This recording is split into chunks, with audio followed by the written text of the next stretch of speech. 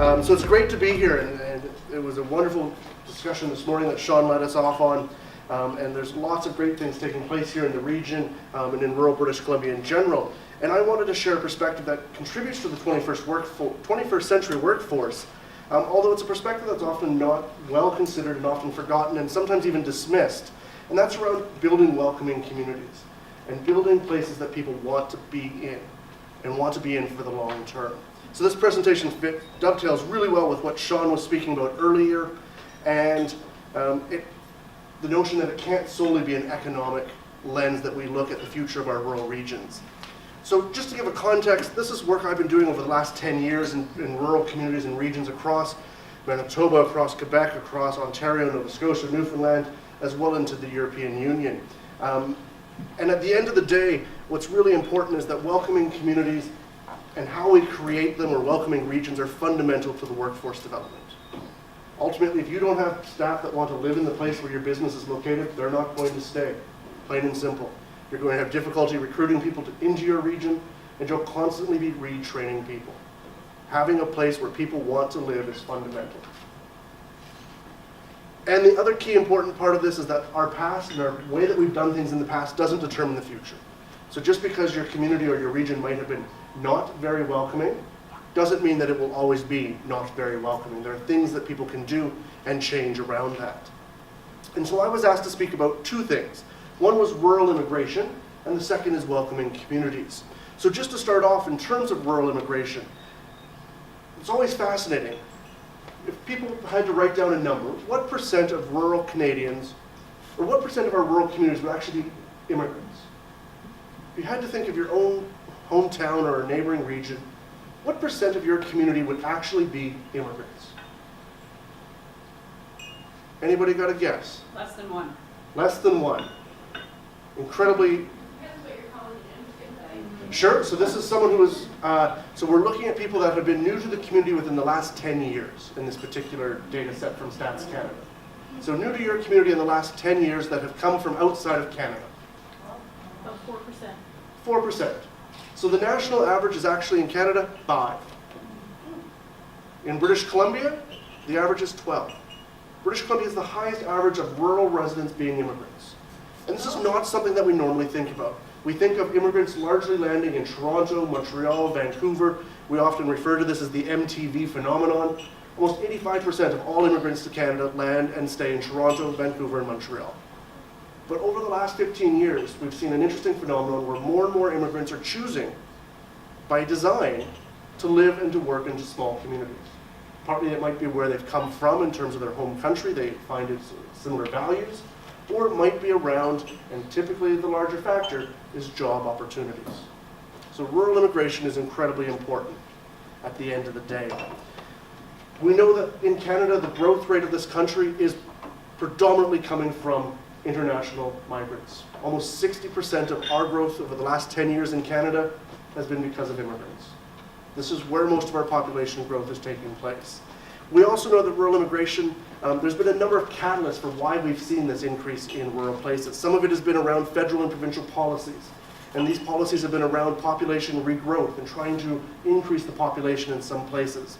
We've seen cultural connections that have facilitated rural immigration. So people moving into an area because they share the same culture, heritage, or linguistic background. We've also seen employment related, and this is probably one of the largest catalysts. And this could be either one of two things. Most often people think of it as being temporary foreign workers coming in to fill an immediate gap in the economy. But more and more we're actually seeing immigrants coming into rural are not temporary and they're not low skilled. They tend to be high-skilled workers, engineers, medical practitioners, teachers. And they don't want to be temporary. They want to be here for the long term. They want to plant their roots, and they want to continue to stay in those communities. And so it's not just about temporary workers. It's not just about low-skilled workers coming in at the end of the day. The other thing that's important to recognize is that we also have a different type of rural immigrant moving in that's interested around business succession.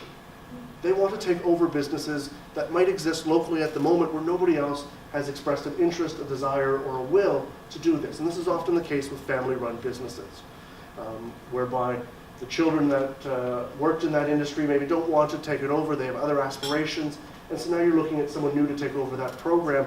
And we've seen a large number of new immigrants moving into rural communities, particularly in Atlantic Canada and particularly in New Brunswick, around business succession planning, to keep that industry in that community. So immigration has a huge role that can be played in terms of sustaining the current labor force, also attracting new labor, but also attracting new business owners into this dynamic. And this is all really well and good at the end of the day, that we can bring new people in, but the question is, can we keep them here? And this is a common dilemma that many rural communities have, and I think of places like Olds, Alberta, who had the meat packing plant, that were constantly bringing in new workers into the facility, but they were temporary workers that would transition into long-term residents. But the question became, does Olds, Alberta want to be a springboard for the next 50 years, where they are constantly integrating new people into their community for 2 to 3 years? But after that, because they don't like the community, people just move on. And they move to Calgary, they move to Lethbridge or Medicine Hat. And as a result, that community then has to retrain and reintegrate 100 new employees. And so if people want to be in the place where you work, it changes the dynamics. And this isn't just for immigrants. This also includes for new residents that are moving into the region. How do we create a condition whereby people want to be here at the end of the day? And so Sean showed a beautiful definition of what place-based development was after academics got a hold of it. We've done the same for welcoming community. I spared you from it. But at the end of the day, it's a place where people want to be. It has a lot of characteristics, and I apologize you can't read them up there, but it's around education opportunities. Do children and spouses have opportunities for the educations that they want to aspire to? Is there job security? Do people feel safe in the communities that they live in? Are there accommodations or appropriations for religions that they would like to participate in, or activities they would participate in? Quality of life, healthcare access, all of these contribute to that sense of, do we have a place that people want to live at the end of the day? And there's some great work that's taking place on this, because in the 1980s we assumed that if we created a welcoming community in downtown Vancouver, we could just take the same recipe and bring it to the Kootenays. Thankfully, some light was shone on this, and we discovered that's not the case. And so there are multiple groups across the country now who have been looking at this to create place-based, rural-specific, welcoming community activities. And I wanted to share a couple of those with you. So the first is Winkler, Manitoba. In southern Manitoba, Winkler is about, throughout the 1970s, 80s, about 7,000 people living in the community. And in 1997, they created the Winkler Initiative. The Winkler Initiative was the first of its kind in Manitoba, and it brought together an interagency panel of businesses, healthcare providers, the education system. It brought together the provincial and federal governments and the local chamber of commerce, all sitting around the same table saying, we have workforce issues, we don't have the employees we need, how do we get people here? And they tried for years to get people to move out of Winnipeg and down to Winkler, and it didn't work. And so at the end of the day, they came together, they put together this table so that when new immigrants moved into the community, they were welcomed. Their children were automatically enrolled in the school, their parents had job opportunities, and the community came together. Over a 10-year period, their community grew by over 4,000 residents.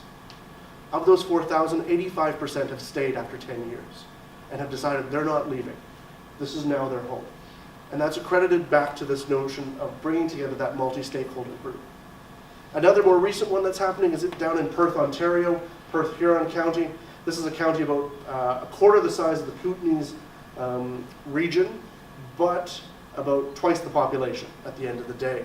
But what they've decided is they can't simply have every business going out trying to attract newcomers and immigrants to the community, and nobody in the community understands how to address their issues. People are having difficulty getting their kids into school. They can't find out how to get a bus pass. The biggest challenge for Huron County was to get a library card. How simple is that for most Canadians?